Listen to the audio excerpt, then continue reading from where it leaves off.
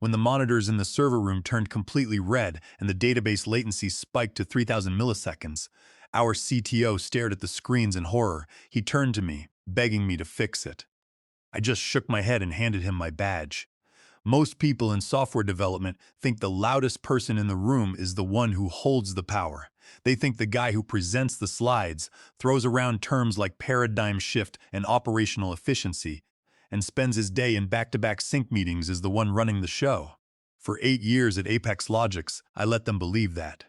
I sat in my corner cubicle on the 3rd floor, wearing the same faded gray hoodies, typing on a mechanical keyboard with brown switches that annoyed the junior developers, and keeping my head down. In the company directory, my title was Principal Systems Architect, but to the new management team, I was just the quiet guy who didn't say much in Slack channels, the guy they could ignore. Our company, ApexLogix, is a shipping and logistics software provider. We don't make the trucks or the shipping containers, but we write the software that ensures half the freight moving across the eastern seaboard actually gets to the right loading dock on time. At the center of everything we do is a system called ApexSync. It is a distributed transaction coordinator that connects carrier telemetry, customs API gateways, and automated warehouse inventory systems. If ApexSync goes down for 10 minutes, cargo trucks start backing up at the port of Newark, and the shipping companies start losing 6 figures an hour. It is a highly complex engine that handles high-throughput state machines, and I wrote every single line of its core scheduling algorithm. But I didn't write it for ApexLogix. Not technically. 8 years ago, ApexLogix wasn't a mid-size enterprise eyeing a $100 million buyout. It was 3 guys and a dog in a rented office space in Hoboken that smelled like damp cardboard. The co-founder and then CEO, Evelyn Vance, was a brilliant engineer who could see where the logistics market was heading, but had zero clue how to manage a database. I joined them when the company was down to its last $50,000 of seed funding. At the time, I had already been working on a personal project for 2 years, a proprietary method for resolving consensus conflicts in distributed databases without locking the network thread. I had already drafted the patent application with a local patent agent, but I didn't have the $15,000 needed to push it through the United States Patent and Trademark Office. When Evelyn saw the prototype, she knew it was the key to making ApexLogix viable. But the company was broke. They couldn't afford to buy the technology from me, and they couldn't even afford to pay for the patent filing fees. So, Evelyn and I made a deal. We signed a proprietary information and inventions agreement, a standard PIA, but with a critical attachment. Under Exhibit B, which lists prior inventions excluded from the company's ownership, I wrote down my patent-pending algorithm, specifically identifying the temporary application serial number. To allow ApexLogix to use the technology to build their product, my personal entity, Sterling Patents LLC, executed a separate licensing agreement. It was a non-exclusive, non-transferable license. The terms were simple. ApexLogix would pay Sterling Patents LLC a nominal fee of $1 per year for the right to use the algorithm in their software. But the contract, drafted by my cousin who was a junior corporate attorney at the time, contained a protective clause. Clause 14b stated that if my employment with ApexLogix was terminated without cause, or if the company underwent a change of control without my explicit written consent, the license would automatically terminate after 30 days.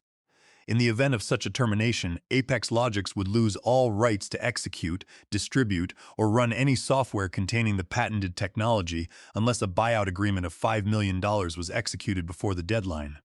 For 8 years, that contract sat in a physical filing cabinet in the back of the HR closet.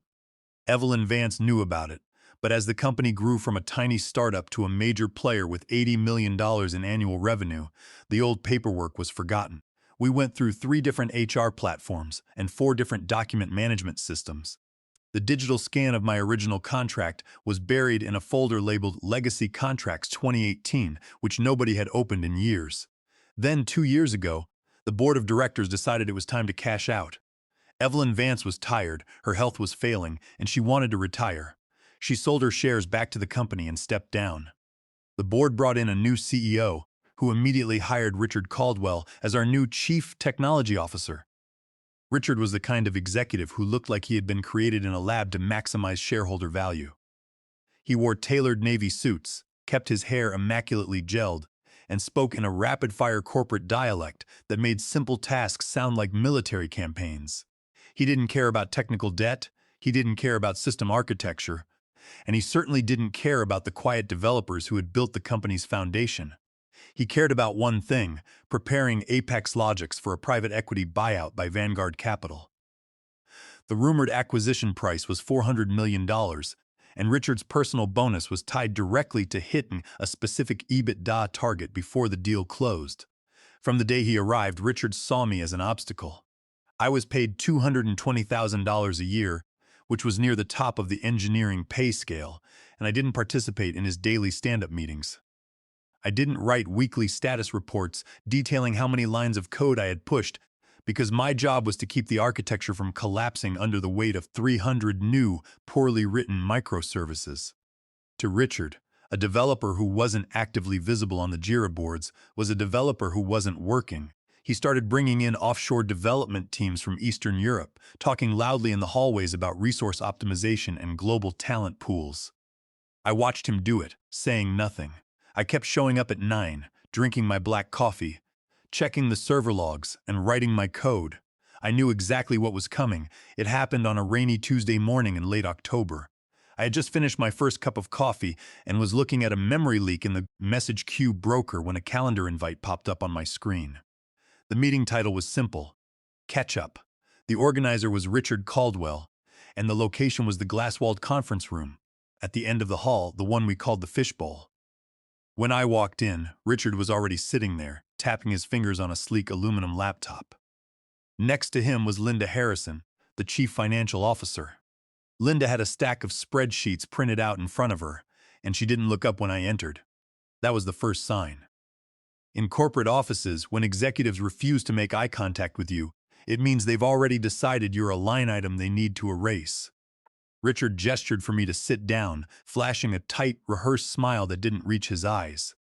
He started talking immediately, using the soft, passive language that HR departments teach managers to use when they're about to ruin someone's week. He talked about the changing landscape of the industry, the need for agile scalability, and the strategic realignment of our engineering resources. He said the company was moving in a new direction, one that required a different kind of technical oversight. I sat there, listening to the flow of corporate jargon, and didn't interrupt him once. I knew exactly what he was doing. He was building up to the punchline. Finally, after 3 minutes of corporate filler, he got to the point. He said that my role as principal systems architect was being eliminated. He reached into a folder and slid a neat white envelope across the glass table. Inside was the termination notice, signed by him and Linda. Linda spoke up then, her voice flat and professional. She explained the financial details. Because my contract was an older agreement, the standard severance was only 2 weeks of base salary. However, she slid a second document across the table. It was a release of claims and non-disparagement agreement. She said that if I signed this document today, the company would grant me an additional 4 weeks of severance pay, along with 3 months of continued health insurance coverage. All I had to do was sign my name, agreeing that I wouldn't sue the company, wouldn't speak publicly about my time there, and wouldn't claim ownership of any systems I had worked on during my employment. I picked up the release of claims document and read it slowly. I didn't look at the money. I looked at the legal definitions. The draft was incredibly broad. It was designed to clean up any loose ends before the Vanguard Capital due diligence team started looking through the legal files. If I signed it, I would be waiving my rights to enforce any prior contracts, licensing agreements, or patent claims against ApexLogix.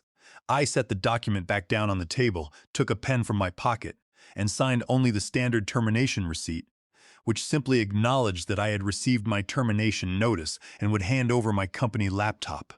Richard looked at the unsigned release of claims document, then looked up at me, his eyebrows furrowing.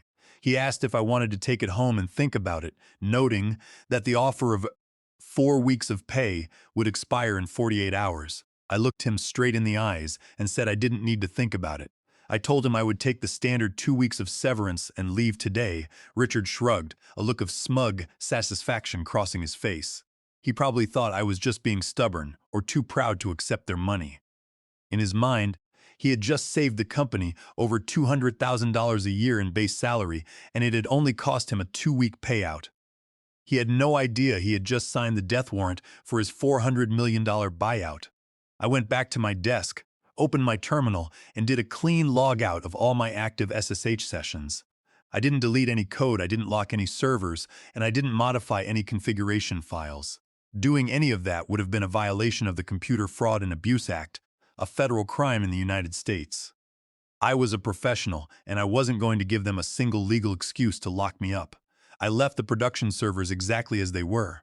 I unplugged my custom mechanical keyboard, wrapped the braided USB cable neatly around the base, and placed it in my backpack. I gathered my notebook, my favorite pen, and a small desk plant that my sister had given me when I started the job. I put my company-issued laptop on the empty desk, walked down the stairs, and scanned my badge for the last time. The security gate clicked open, and I walked out into the cold October rain. As I drove home, the reality of the situation settled in. For 8 years, my daily routine had revolved around the servers on the 3rd floor of that office building. Now, I was unemployed, but I wasn't worried. I reached into my bag, pulled out my personal phone, and called Jonathan Miller, my attorney. When Jonathan answered, I told him the news. I told him that Richard Caldwell had fired me without cause, and that I had refused to sign the release of claims. Jonathan let out a low whistle on the other end of the line. He asked if I was sure about the contract terms. I told him I had the original paper copy of the 2018 licensing agreement signed by Evelyn Vance in my home safe. He told me to send him a scanned copy immediately. The clock is running, Jonathan said. The 30-day grace period under Clause 14 Bob starts today. We wait until day 30, and then we send the letters. I hung up the phone, pulled into my driveway, and went inside to make a fresh cup of coffee. For the first time in 8 years, I had nothing to do on a Tuesday afternoon. I sat by the window, watching the rain hit the glass, and started the 30-day countdown in my head. During the next 4 weeks, I didn't contact anyone at ApexLogix. I didn't check my old work email, and I didn't log into the developer Slack channels.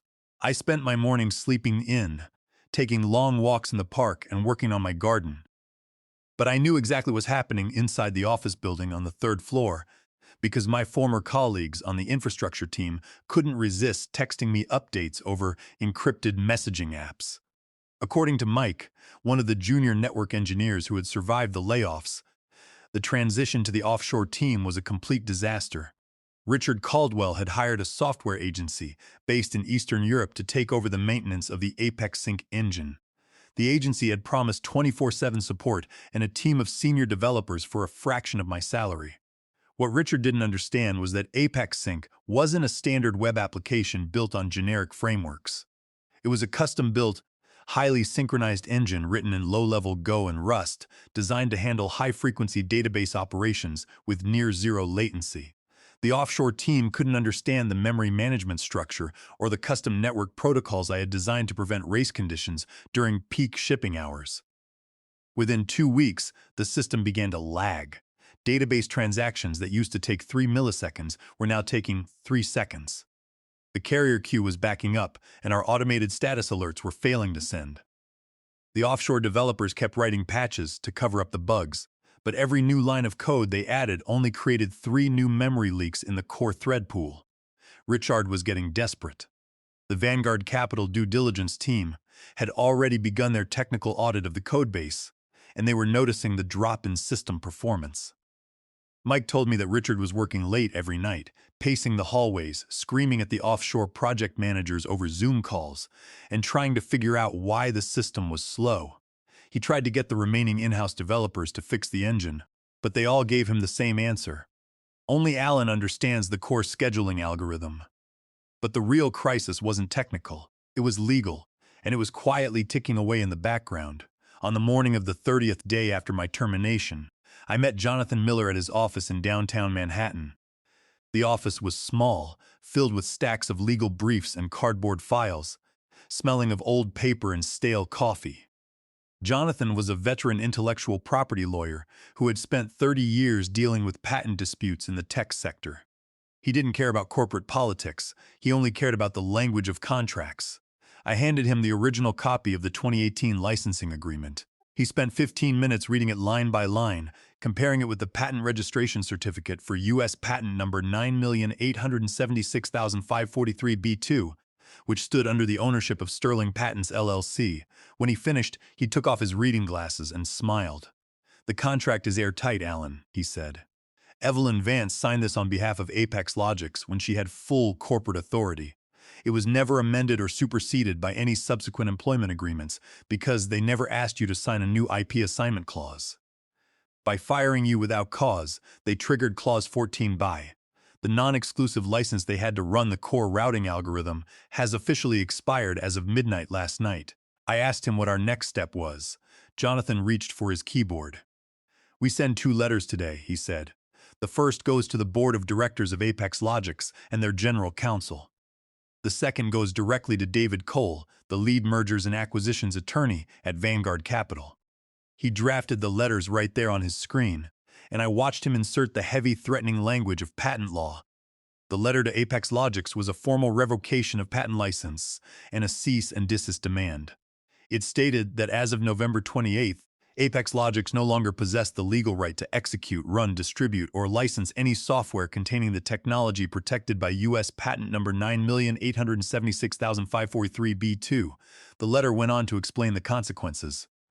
Under Title 35 of the United States Code, Section 284, any continued operation of the Apex Sync engine would constitute willful patent infringement.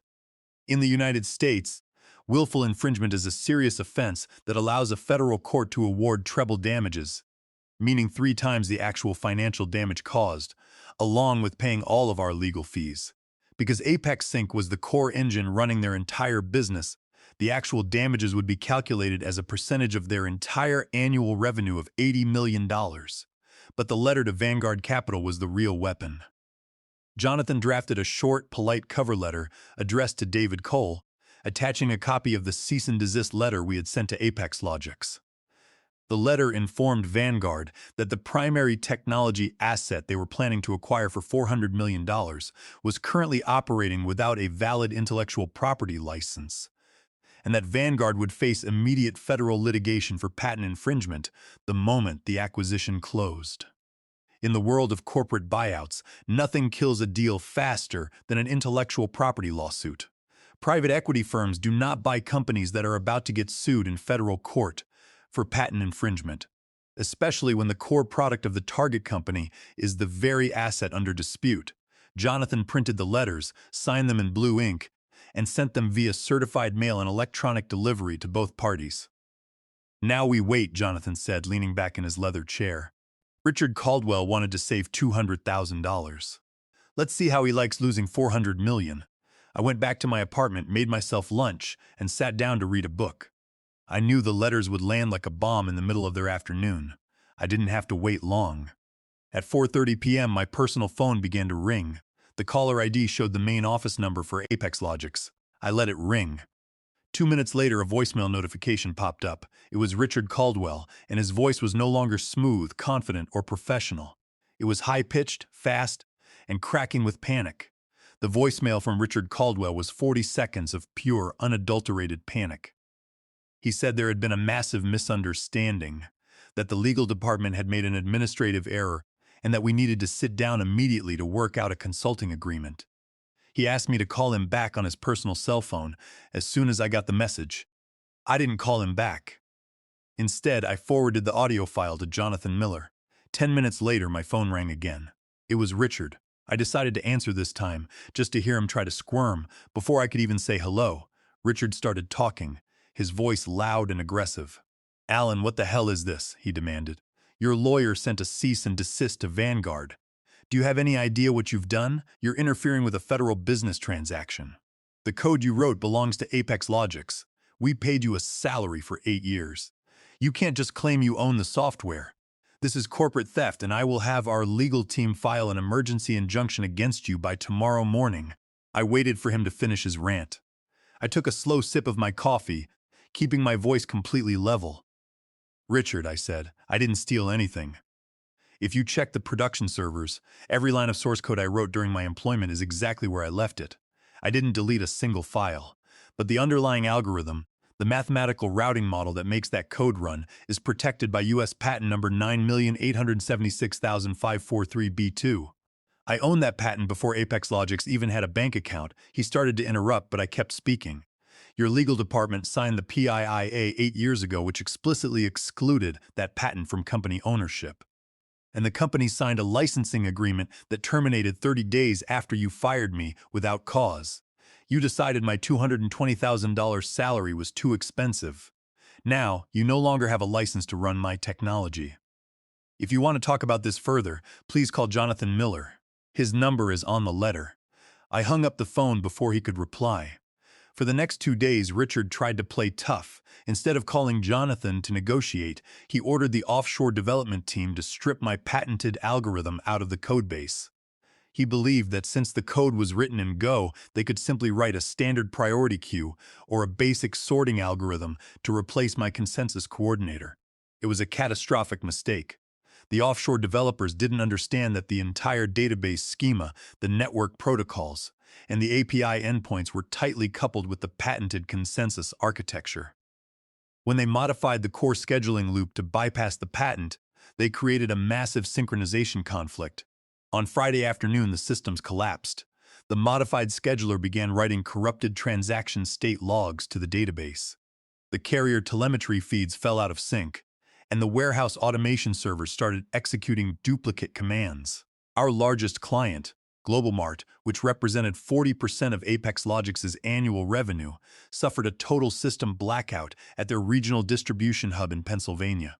Over 200 shipping containers were routed to the wrong loading docks, and truck drivers were left stranded in miles-long lines outside the warehouses because the software couldn't verify their manifests. GlobalMart was losing hundreds of thousands of dollars an hour in delayed logistics. Under our contract with GlobalMart, we had a strict service level agreement, an SLA. Because the software outage lasted for more than 4 hours, ApexLogix was automatically hit with a contract penalty of $150,000 per day for every day the system remained offline. By Saturday morning, the office was in complete chaos. The remaining local developers were ignoring Richard's calls, knowing that the system failure was his fault.